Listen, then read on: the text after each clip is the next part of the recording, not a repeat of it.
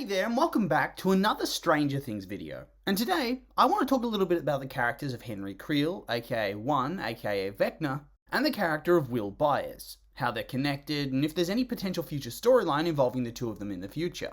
So, as we know, in Season 4 we were introduced to the character of Vecna, a dark wizard type dude who lives in the Upside Down, and who was at first believed to be the prime servant of the Mind Flayer, and who was targeting traumatized individuals using his psychic powers to kill them remotely, and brutally, and using, the energy generated by their deaths to create mini gates, with which he could then form one giant mega gate to facilitate an invasion by the forces of the Mind Flayer. Over the course of the story, though, more and more oddities began to reveal themselves.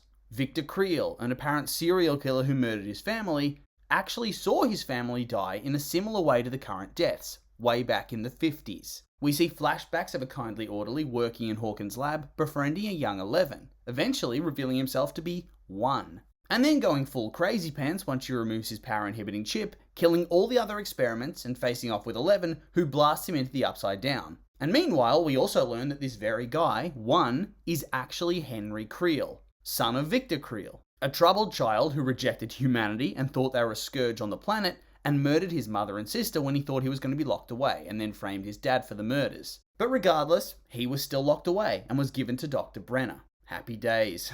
Oh, and once he's blasted into the Upside Down by 11, he's mutilated by the red lightning that flashes through the sky and wanders for years on end, eventually finding the Demogorgons, who don't really seem all that aggressive back then, and also some crazy space dust looking shit, which he then uses his powers to manipulate into the Mind Flayer, revealing the Mind Flayer is just a puppet that Vecna uses, and that he's the ultimate power in the Upside Down. He's the one who wants to bring his army of monsters to Earth through his newly created portal in order to wipe out humanity and bring about a new era for the planet, one where his dark vision reigns supreme. And thus, he'll be able to recreate his world in the vision of the Upside Down, a world unspoiled by mankind. Oh, and he also wants to get revenge on 11 by brutally murdering all her friends and family so she can suffer the way he suffered at her hands, so that's also very friendly. But yeah, from this information, suddenly we can look at the actions of the various different monsters the group have encountered in a completely new light. There never was some Mind Flayer controlling everybody in Season 2.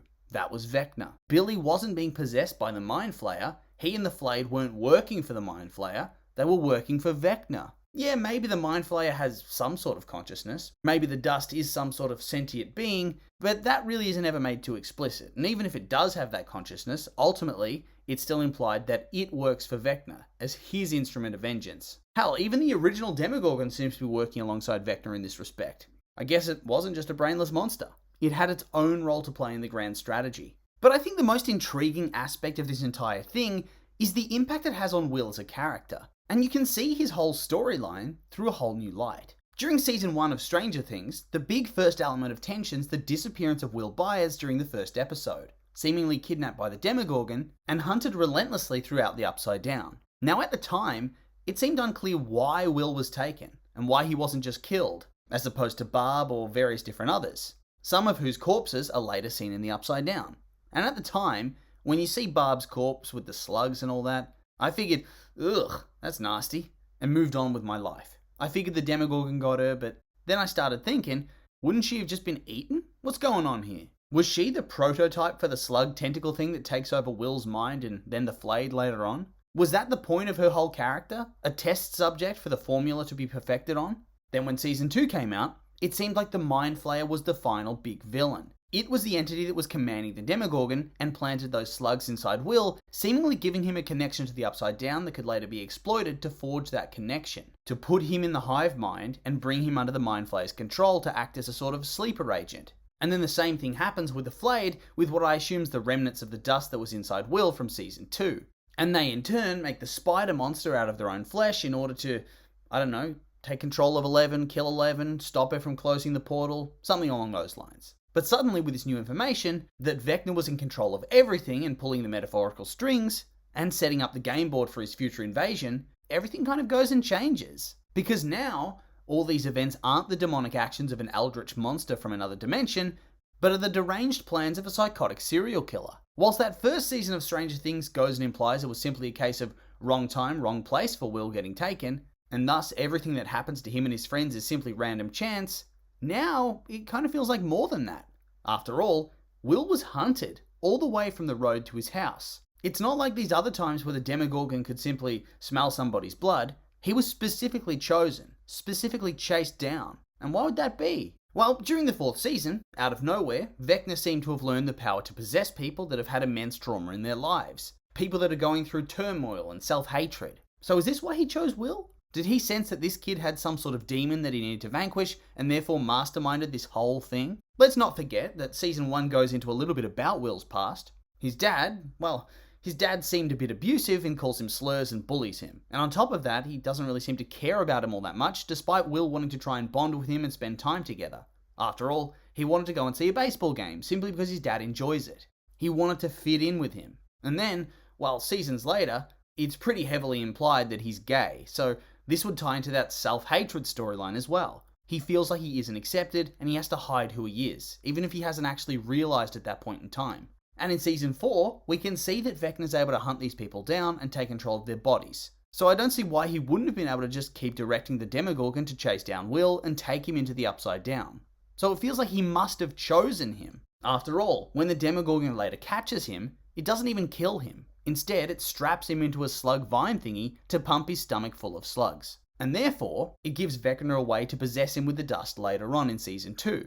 At least, I'm pretty sure that's how everything went down. So then that adds even more questions. Did Vecna plan for Will to be rescued? Or was he going to just let him out at some point in time to continue his plans and possess him with the dust? Or was this all just an off-the-cuff decision? Because if it was just off the cuff to take this kid, why didn't he just straight up kill him? And doesn't he have a horde of monsters at his command? Why would he only send one out into the world? Why did he only defend him with one monster? It really does feel like he wanted them to take him away from the Upside Down and back to Earth. Once again, probably to help his plans in season 2. But then, the dust gets ejected from Will in the season 2 finale, and that's that. For the most part, their connection's broken, except for Will's sixth sense at feeling when Vecna or Vecna's creatures are on the prowl. He gets those shivers at the back of his neck, and he knows they're coming after them. Basically, he's just his own little alarm system to tell the party that, uh-oh, there's some gnarly shit going on here. And so now my question's this. How long does this go on? And does this change in season 5? Is there actually more to the story here, and does it have any relevance whatsoever? Are we going to learn why Will actually got targeted in the first place, or is this going to be one of those story threads that the writers don't really care all that much to explain in any real depth? It's happened, it's done, and deal with it. Is that how it's going to be? Are we not supposed to be asking these questions? And honestly, as unsatisfying as I think it is, I don't think Will's actually going to have much of a substantial role going forward into season 5. I think they're going to have a storyline that probably focuses on his sexuality, and that's simply based on what's been happening throughout season 4, but even then I don't think it's going to be in much depth. And he will continue to give vague commentary about how Vecna's vicious or evil, and that he's been in his head and he knows he wants to destroy everyone and everything, but I truly think that's all we're going to get. And it is a shame, because I feel like he's definitely a character that for the most part has fallen heavily by the wayside. His connection to Vecna is one that really should be explored.